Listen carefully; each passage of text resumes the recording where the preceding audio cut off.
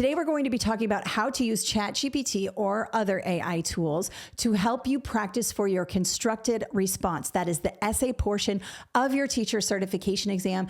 I'm an expert in this area and I'm pretty savvy with ChatGPT. I'm going to show you today how to use it effectively. Let's get started.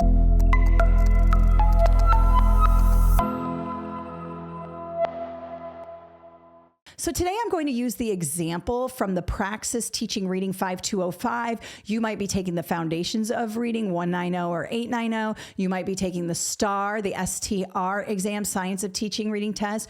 You might be taking the special education test that has a constructed response, or even the PE. There is a PE test that has a constructed response. I am just using the teaching reading because it is the most common one that people have to use when they are writing a constructed response, but insert any test name here and use this method for any prompt you get. Praxis Core, Special Education, Teaching Reading, PE, PLT, SLLA. There are so many that have writing responses necessary to pass the exam. So we're going to use ChatGPT 5. It just came out today. Very excited about this. I am using the paid version because I'm going to be uploading screenshots and documents. And with the free version, you're very limited with that. Now, if you don't want to pay for ChatGPT, you can still do what I'm doing with the free version, but instead of uploading, you have to copy and paste. And you have to do it in chunks. It will not take large pieces of information.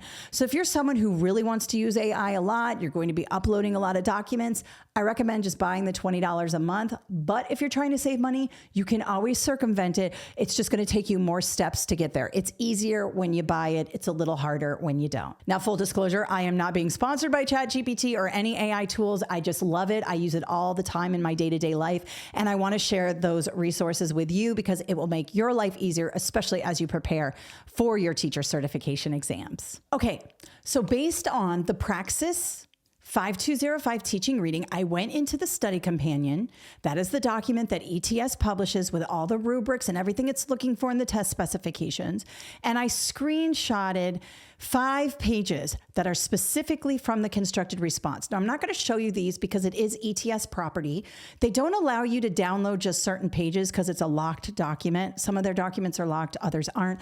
But I just took screenshots and I uploaded them into ChatGPT. There is a little plus sign down at the bottom. Let's go here, right here, where you can upload photos, files. You can even attach your Google Drive. Okay.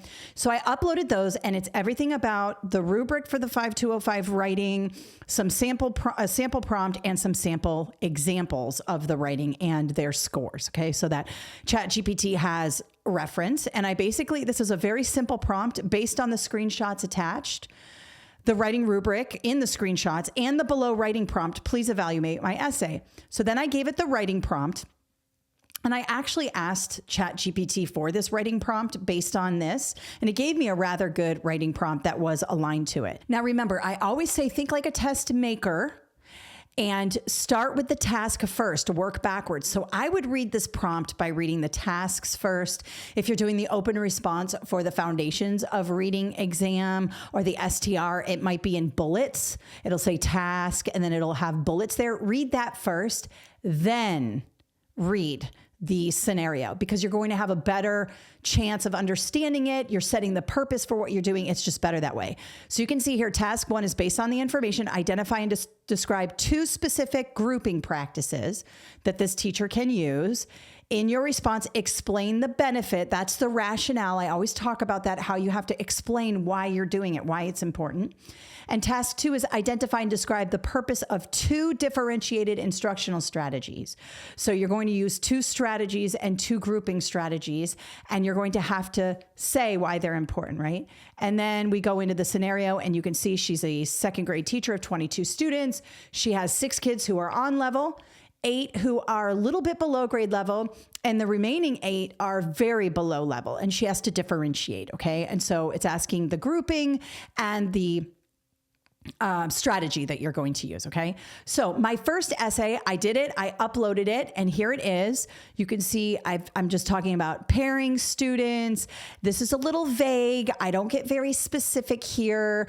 I've got small groups here that work on different reading activities at one time. Well, what type of different reading activities? It's a little vague. And then for task 2, I wrote that they could use flashcards and have them use them in a sentence or something like that. I purposely made this not that great because I want you to see what ChatGPT would rate it.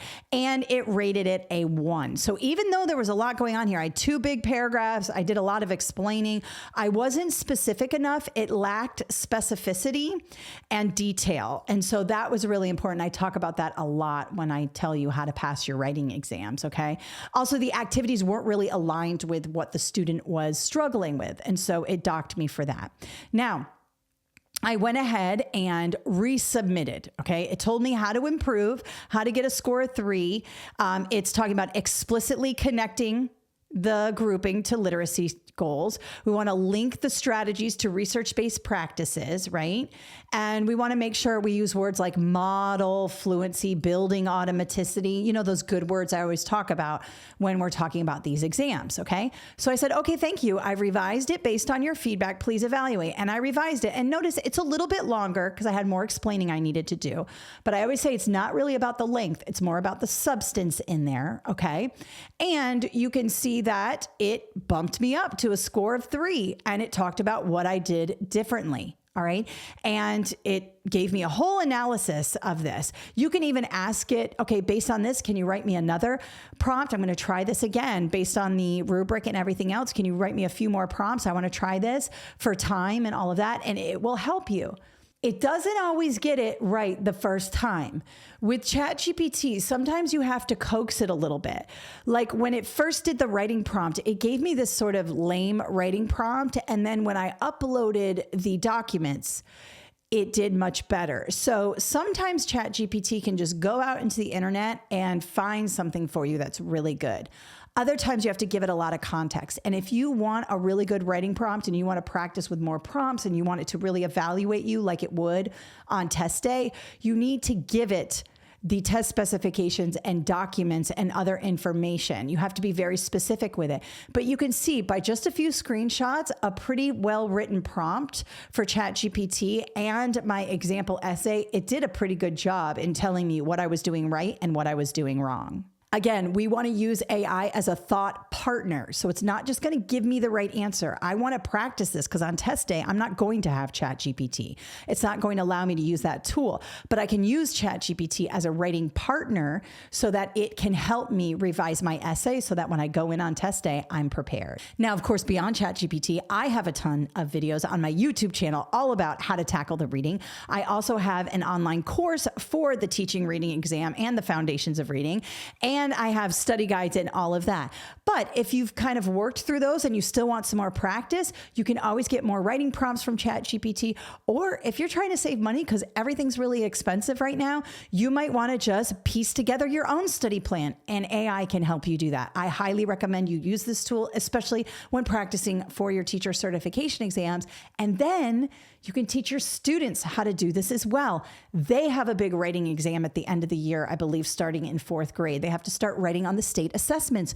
You can show them how to screenshot pieces of the test specifications for their assessment, ask it to generate prompts for them, and even have ChatGPT evaluate their work before they turn it into you. That way you are the last person to receive their revised, redone, just perfect essay. That's a really good way to cut down your grading tasks. Make the students evaluate it themselves using ChatGPT and only then turn it into you. Just a little tip for those of you who are teaching writing to students. All right, so that's it for today. If you have any questions, leave them in the comments below and we will do our best to get to those. Also, everything I talk about today is linked in the description below. So the paid resources, the free resources, and everything you need are in the description below. Thank you so much for taking the time to watch this video. Good luck on your exams and have a great day.